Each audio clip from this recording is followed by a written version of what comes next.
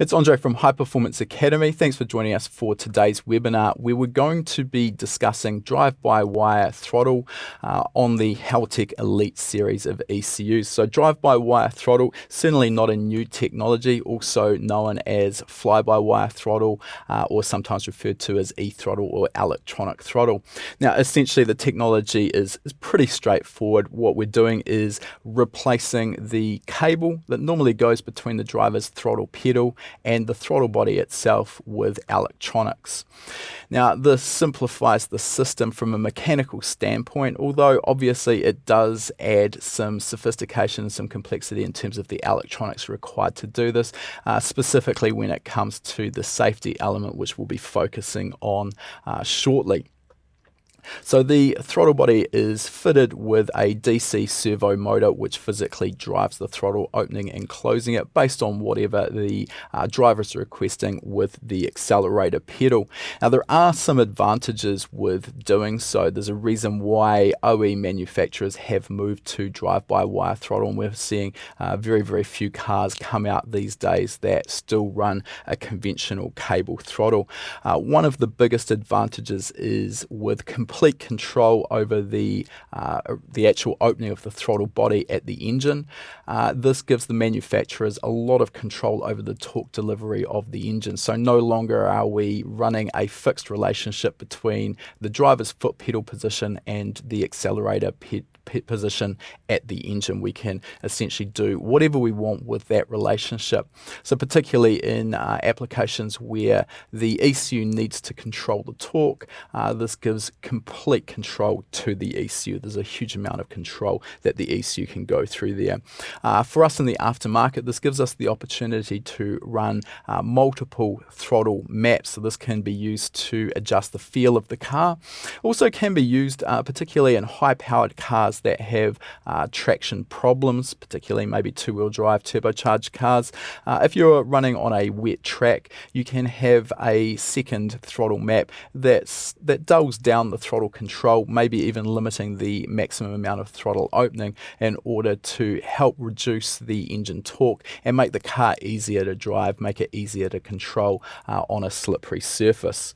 The other aspect which we don't want to overlook here is by using drive-by-wire throttle, the idle speed can be controlled directly with the throttle opening. So this again simplifies things because we don't need an auxiliary idle air control valve in order to bypass air around the throttle body. We can directly control the idle speed by either opening or closing the throttle plate. Now, when we talk about drive-by-wire throttle, there are a lot of people out there who view drive-by-wire technology as being pretty poor. Maybe they think that the speed of operation of drive-by-wire throttle is very limited, and this is going to result in a doughy, spongy performance. There's also obviously the issues of safety. The response rate is definitely something that we notice as an issue in selected OE factory cars running drive-by-wire throttle, particularly in the earlier days of drive-by-wire, maybe the early 2000s, where that technology was just starting to emerge from OE manufacturers. We did find there were several models of car where the throttle response, or the speed that the throttle responds to the driver's foot pedal, tended to be dulled down a little bit and gave a sort of a doughy response to the way the car drove.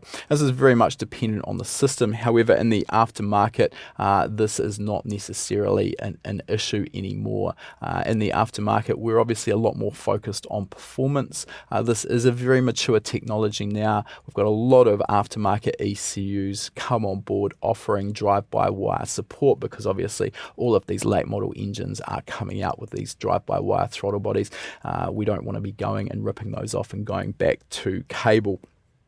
To give you some idea of how quickly a well-configured, well-set-up drive-by-wire throttle system can respond, if we were to simply sit in the car and go from completely closed foot pedal position, or driver's accelerator pedal position, and then just quickly as we can mash the throttle to the floor, what we'll typically find is that there may be a delay in the actual throttle plate moving of somewhere in the vicinity of perhaps 10 to 20 milliseconds, obviously very dependent on the particular system.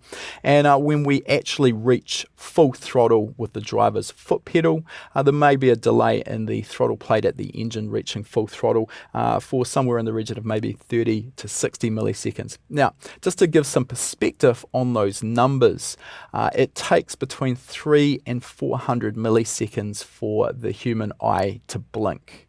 So it's really an incredibly short amount of time. And when we look at it with some perspective like that, we realize that the delay that we're seeing is definitely not something we're going to be able to notice from the driver's seat. The other thing that I think is often overlooked is even with a cable throttle system, there is inherently some amount of flex in the cable system, and this in turn leads to some amount of lag. So the performance we can get with a well set up drive-by-wire throttle system really mirrors what we could expect to achieve with a cable throttle, and obviously gives us all of those other advantages as well. Now let's just deal with the safety issues, because obviously this is a real concern. No one wants a throttle jamming wide open and sending the car out of control, and this is one of the biggest concerns when we talk about drive-by-wire throttle systems. Understandably, it's a concern for the OE manufacturers as well. So the way this is dealt with is that there are two sensors fitted to the throttle pedal, and there are two sensors fitted to the throttle body that measure the throttle blade opening and the driver's foot pedal position. And these are used to basically back up each other. So essentially the ECU is looking at these signals, and in terms of the driver's accelerator pedal, for example, it's looking for both of the sensors in that throttle pedal to correlate with each other. So if those sensors don't correlate, this means that there is a fault with the throttle pedal or accelerator pedal, and the ECU can employ some safety strategies. Likewise, if the two sensors at the throttle body don't correlate as they should, again the ECU knows something has gone wrong with those sensors and can again employ a safety strategy. Now on top of that, the ECU is also constantly looking at the target throttle position. So this is our desired throttle opening, and it's looking at the measured throttle position. So this is the actual throttle position that the throttle body is achieving. And again, if there's a discrepancy between those two, then the ECU knows something's wrong. So if there's something physically jammed in the throttle body, the throttle is jammed wide open, and we come off the throttle pedal, then the ECU knows that the current throttle position is not matching our target. It's way higher than our target, so it can employ some safety strategies there, which can include bringing in a very low RPM limit. So essentially what it's doing there is cutting either fuel or spark or both to control our engine speed, reduce engine power and torque, and obviously make sure that we're not going to end up out of control. So if we actually look at that in comparison to a conventional cable throttle, we've actually got some advantages there, because if the throttle body jams open in a cable mechanism, then there's nothing that we can do, nothing that the ECU can do to prevent that situation. And that isn't an unlikely scenario either. We've probably, if we looked at the history of failures that have occurred around throttle bodies, I would be hazarding a guess that we've seen more issues created with cable throttles jamming than we have with drive-by-wire throttle systems, because of all those safety precautions we've got there. In my own drag car, I used a cable throttle as was mandated in our regulations, and I have had that throttle body jam. Fortunately, it was only at part throttle as I went across the finish line and pulled a parachute at about 180 mile an hour, and I can tell you now it's quite a scary exercise trying to slow down and brake a car even with a parachute against what was probably still 500 or 600 horsepower. So nobody wants that. Now this particular webinar, we really are focusing here on the Haltech Elite ECU, and the Haltech Elite actually goes one step further with the safety precautions, and they use what they refer to as a supervisor processor. And the supervisor processor is there purely to monitor what's going on with the drive-by-wire system, and if the main processor that's looking after the drive-by-wire control and the supervisor processor don't match in what they're seeing, then again this is an opportunity for the Haltech to employ some safety strategies. So really it's a very safe system with the way our current technology has developed, and it's really not a system that we need to fear or be scared of. What we're going to do now is jump into my laptop software, and we're just going to go through the configuration and setup process here on a Haltech Elite 2500 that is fitted to our Nissan 350Z. And what we're going to do is start with our wiring. So we'll go into our setup, and what we're on here is our drive-by-wire functionality, our drive-by-wire setup. And I've just gone across to our wiring tab, which defines all of the input and output wiring. What we've got here, first of all, is our drive-by-wire motor, our dual half-bridge output that actually controls the DC servo motor. So that's a function of the Haltech Elite that is essential for drive-by-wire throttle control. So that's the output, that's what's controlling the motor. Below that, we've got our 4 inputs. Remember, I said that we had 2 sensors on our throttle pedal or accelerator pedal, and we have 2 sensors on the throttle position sensor or throttle body itself.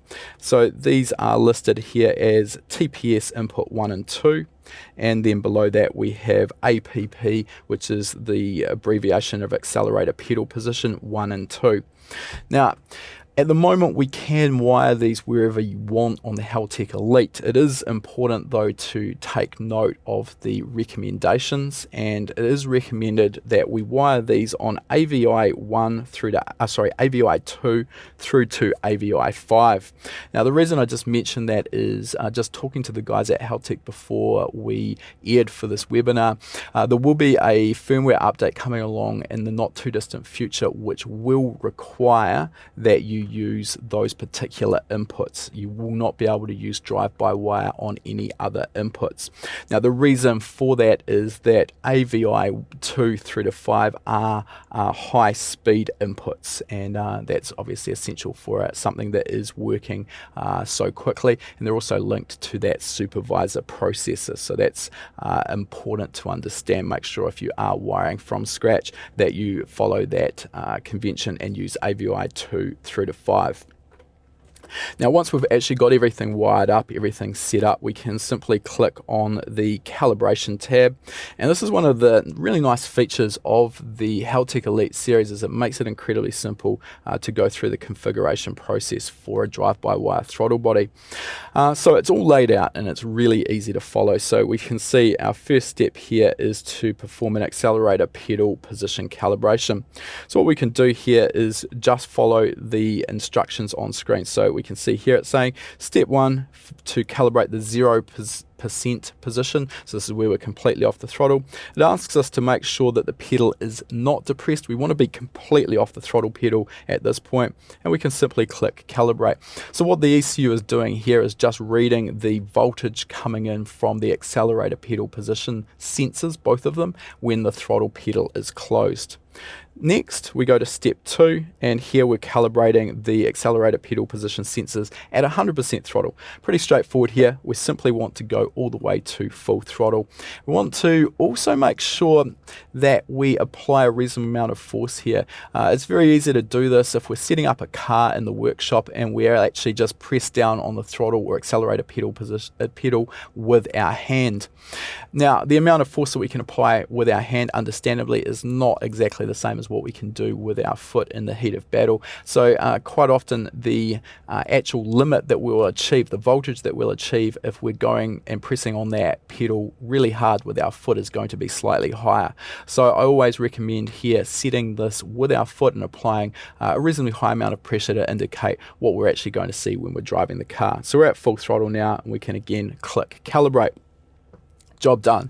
Our throttle pedal or accelerator pedal position sensors are now both calibrated. Now we can move down here and we've got our TPS calibration. Now this is where the Haltech really makes it easy. Normally when we're calibrating a drive-by-wire throttle body, there's a lot of work to do. These are controlled via a PID algorithm. So what this is, PID for those who aren't aware, stands for proportional, integral and derivative. These are gains that are used to affect the output to the servo motor when there's an error between our target throttle position and the measured throttle position. These are essential. That PID algorithm is essential to the fast and accurate control of our throttle body.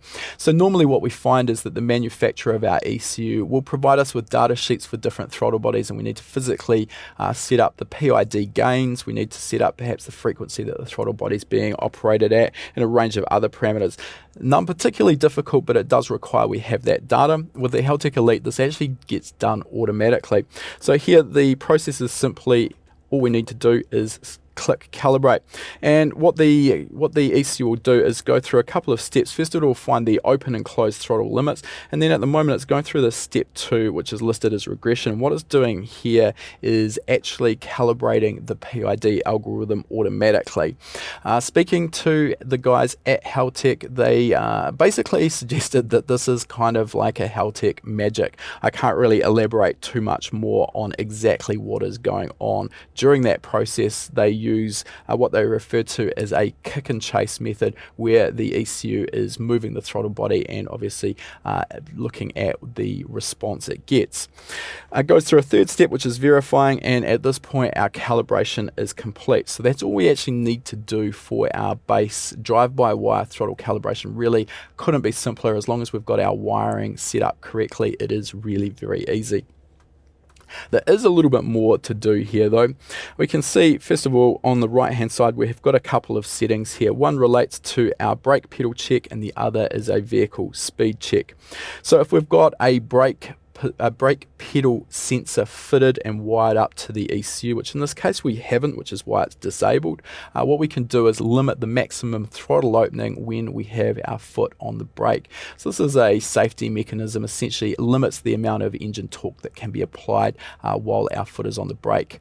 Of course in some instances this may be detrimental, particularly it's going to prevent you doing a burnout with your foot on the brake, so that may be detrimental, particularly if you're into drag racing. It's also going to limit the throttle opening if you're staging an automatic transmission vehicle and you're using your left foot on the brake while you're staging.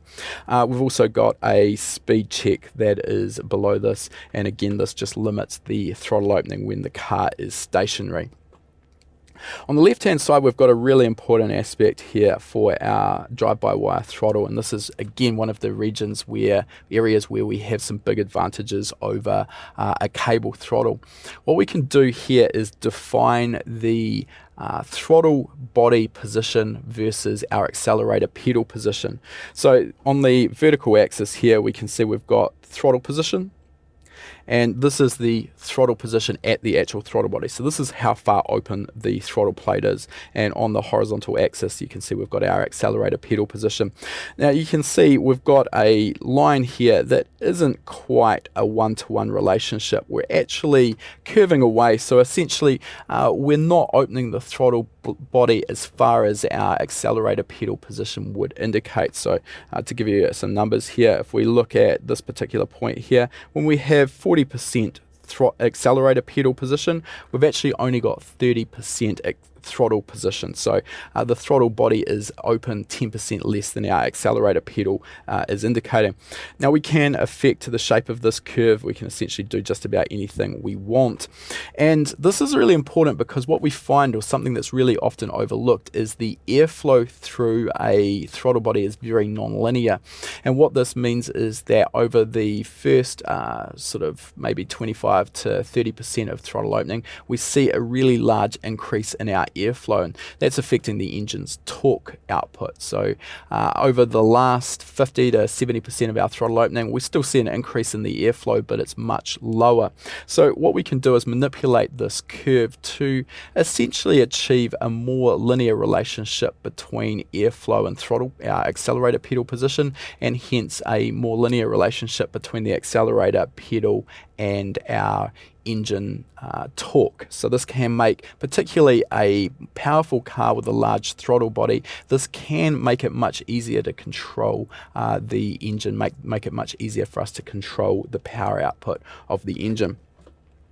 Now, before we moved on, I already talked about how drive-by-wire throttle allows us to perform idle speed control through the drive-by-wire throttle. So we'll just go up to our idle speed control function here.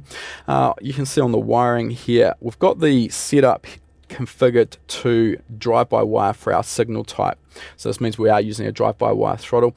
I'm not going to go through every setup here in our idle speed control. You can see that our mode, or our control mode here, is set to closed loop, and this means that the ECU will adjust our throttle position to achieve our target idle speed. One of the important things here to understand though is we do have this parameter which is labeled as drive-by-wire or DBW max position. We can see that that is set to 10%.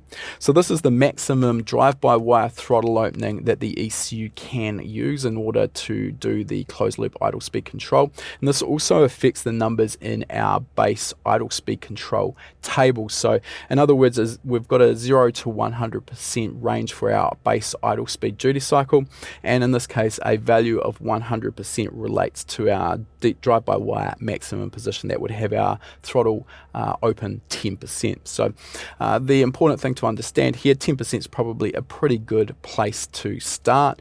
If you're getting to a situation where, particularly with a cold start, the idle speed is too low and we're seeing the closed loop idle speed control max out at 100%, in that case we may want to come in here and just increase that drive-by-wire maximum position value by a couple of percent, just to give the ECU a little bit more control range to get our idle speed on target. The flip side of that is if the range is too great, it reduces the resolution essentially of our control, and this makes it harder for the ECU to gain really smooth idle speed control, and this can result in hunting and surging and oscillation around our idle speed control set point. So just important to understand that. Okay, so I just wanted to show you some of the other aspects that we need to understand here. We'll move down in our ECU Navigator panel, and we see that near the bottom here we have some settings for our drive-by-wire throttle. In particular, we've got some open and close rate damping configurations here. These are all values that can be set between 1 and 10, and essentially the larger we set these numbers, the more damping will be applied to our throttle position control. So in this case we can see here we've got on the open rate damping, and we've currently got this set to a value of 1. Now if we just look at the parameter, it's probably a little bit small here, but if we just look at the parameter for throttle position, what I'm going to do is just go straight to wide open throttle, and that's not going to do anything, which is helpful.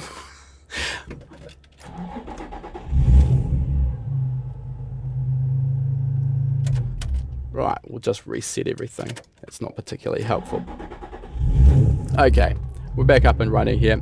What I'm going to do is just go through to full throttle, and we're going into fault, which is ideal considering this is a webinar on throttle drive-by-wire throttle control, and we are now going into fault. This is probably something to do with the configuration process that I just went through, so I'm just going to go through and do that all over again. Right, we'll just go through the calibration process, and we'll just calibrate our accelerator pedal position.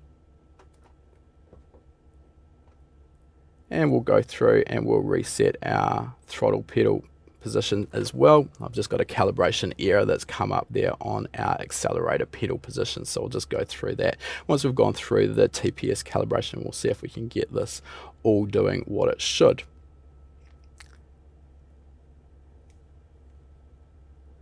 I will mention that in the 2 years or so that we have had this ECU in our 350Z, this is the first time I've had any trouble with it. Of course, it's only ever going to happen when we are presenting a webinar.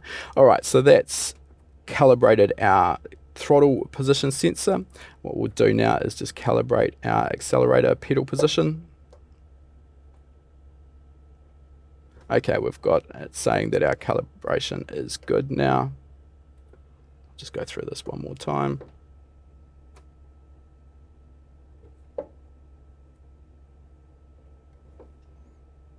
Okay, we'll see if we're okay now. And we are. Okay. Back to where we were, what I wanted to show you here is the effect of the damping control on our throttle position. So we can see at the moment the throttle is essentially closed. We're sitting at 5.6%. Just going to go to 100% throttle on our accelerator pedal. And we see that the TPS followed that very, very quickly. We'll just back to idle now. What I'm going to do is set the damping here to the maximum value of 10. And I'm just going to go straight to full throttle again. Okay, I'm at full throttle now. We see that the accelerator pedal, the throttle position actually delays or lags quite dramatically. I'll just do it again. I'm just going to go straight to full throttle now. So we see that the delay is around about a second there. So that's the effect of our damping. Now, generally, we're probably going to want to run as little damping as we need to there. And this isn't really an aspect of the control strategy. This is more a case of smoothing the throttle response. So this is what we see with some of the factory cars that are referred to as having slow throttle response or a sort of soggy throttle response with drive-by-wire. They can be purposely damped like this in order to put less force into the engine mounts, basically make the car smoother, quieter and easier to drive for most drivers. So this is a way we can affect that, and we have the ability to control that on both our opening and our closing.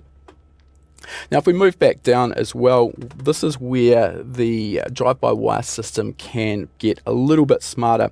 We can see we've got an aspect here listed as maximum TPS. Now, by default, this will just be a single parameter, and generally this is going to be set to 100%. As its name implies, it limits the maximum throttle opening that we can employ. Now, I've actually gone ahead and set this up as a three-dimensional table. If we press F3, this will bring up our axes set up for this particular table. And really, the way we can go about configuring this is really up to your imagination. We have the ability to have up to 4 dimensions for this table. You can see at the moment I've got this set up with engine RPM on our x-axis, and I've got accelerator pedal position on the y-axis. We could also set up a digital input there as a switch, so we could set that up as our third axis, and we could have different calibrations for our maximum throttle opening depending on our switch position. So this would be a perfect application where we could change our throttle mapping based on a wet or dry switch on the dashboard. You can also set up an axis here based on wheel slip, so you can reduce your throttle position based on the amount of wheel spin that's occurring. So essentially sort of a passive form of traction control there. So we can see at the moment this table is set to 100%. I'll just get rid of that column, that row there. So it's essentially doing nothing. It's not limiting our throttle control. And remember here, if we just jump back, our throttle relationship between accelerator pedal and throttle pedal is all set up based on this map here that we can adjust. We'll just get back out of that. So if we go here, well, obviously the engine's shut off and we're at 0 RPM, and at the moment we can see that I'm sitting at 100% accelerator pedal position. Let's just change that value now to 50%. We'll go to full throttle, and we can see that our actual live tracking of our throttle position is sitting at 50% as requested. So again, the way we can set this up really is up to your imagination and what you're trying to do. There really is no fixed way that we need to set this up. A real common example here, an engine that I was involved with a little while ago, which was a high revving V8 that was built around two Kawasaki ZX12R cylinder heads and a billet block. That engine revved through to about 12,000 RPM. It was fitted with individual throttle bodies with trumpets, which would be pretty normal for motorbike engines. And what we actually find is that if you want to produce maximum torque at low RPM, we actually need to restrain or control that throttle opening and reduce it. So we don't want, in that particular application, we didn't want to go all the way to 100% throttle until the engine had actually reached about 4,500 to 5,000 RPM. So at 2,000 RPM, for example, settling on the dyno, we actually found that we produced maximum torque if we restricted the throttle opening to only about 35%. So again, we can achieve that in this particular table here, or using a table like this. Now, the other aspect that I just wanted to touch on here, we're going to move into some questions and answers shortly. So if you do have any questions that you'd like me to cover off, please ask those in the chat, in the comments, and Ben will transfer those through to me. The other aspect here is we can see the channels that I've got set up over here on the right hand side. Now, this monitors what's going on with all of the inputs. So in particular, we can see at the top we've got 4 channels here. They're labeled DBW SUP, which is supervisor, accelerator pedal, and throttle pedal. So this comes down to the supervisor processor that the Haltech Elite employs to just keep track of the drive-by-wire throttle. Then below this we have the standard drive-by-wire accelerator pedal and throttle pedal positions. So these are raw voltages. We can see those on the right hand side there, and what we can see is as I move the throttle, we can see those voltages moving around. The other thing we can see here as well is the duty cycle being sent out to our drive-by-wire throttle body. So at the moment, you can see that the throttle position is sitting here at about 5.5%, and you can see that the duty cycle is sitting at about minus 20%. It's moving around a little bit. If I give the throttle a quick blip, so to give the accelerator pedal a quick blip, what we can see is straight away, as soon as I move the throttle, the duty cycle being sent out to the throttle body moves quite positive. It jumped up to about 40% there, and the throttle position achieves its target, and then once it achieves its target, it settles down. So hopefully that's given you some insight into the drive-by-wire throttle system, the ease of configuring it, despite my faulty attempt there, the ease of configuring it in the Haltech Elite system, and how you can affect the feel of the throttle body, how you can affect the torque delivery versus accelerator pedal position on that Haltech Elite ECU. I'll just jump across now and have a look and see if we've got any questions. Remember, if you do have any questions, please feel free to ask them, and I will do my best to answer them. So our first question comes from 86 Matt, who's asked, would you increase the TPS versus APP curve or decrease it when you add more power? Okay, so generally what you're going to do is move the curve down or reduce the curve. So as the engine produces more torque for a given throttle opening, what we find is that we can achieve better control of the engine torque if we reduce the throttle opening versus accelerator pedal position. Now I will note this is a really subjective aspect. There is no magic numbers that we can apply here to every situation.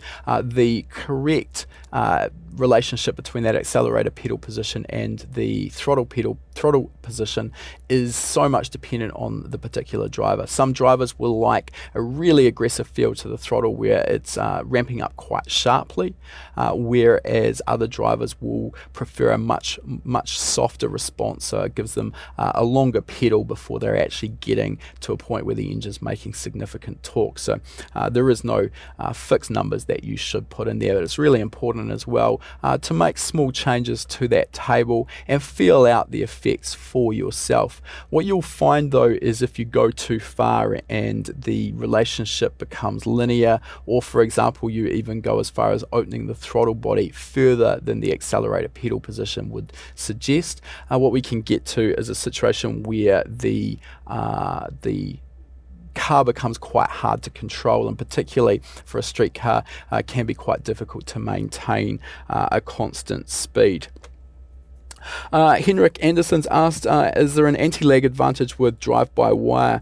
Okay, in the Haltech Elite at this stage, I personally haven't actually set up an anti-lag system. Our testing on the Elite here at High Performance Academy has really been restricted purely to our Nissan 350Z. So I can't speak here specifically for the Haltech Elite. However, in general, yes, drive-by-wire throttle gives a huge advantage to the anti-lag strategy. The reason for that is that the anti-lag strategy relies on air bypassing, typically around a fixed cable throttle body. So we find there's a variety of ways of doing this with air bypass solenoids or throttle jackers that physically open the throttle body. And the important thing here is the anti-lag system is very dependent. The feel and aggressiveness of the anti-lag system is very dependent on exactly how much air is being bypassed around the throttle body. So with a conventional a conventional throttle kicker, it's very difficult to adjust that. It's a mechanical system that needs to be physically altered in order to affect the air bypass. With drive-by-wire, we can easily adjust the air bypass by simply opening or closing the throttle body further. And the advantage of this process is we can often have a switch on the dash to give multiple maps for our anti-lag, depending on the particular rally stage we're in. Some drivers also like a really aggressive anti-lag strategy, which can tend to make the car push a little bit under brakes. Other drivers, particularly novice drivers, that's not going to be that comfortable, so they'll want a more subtle or softer anti-lag response. Tristan Lim has asked, will HPA provide a PID algorithm course in the future?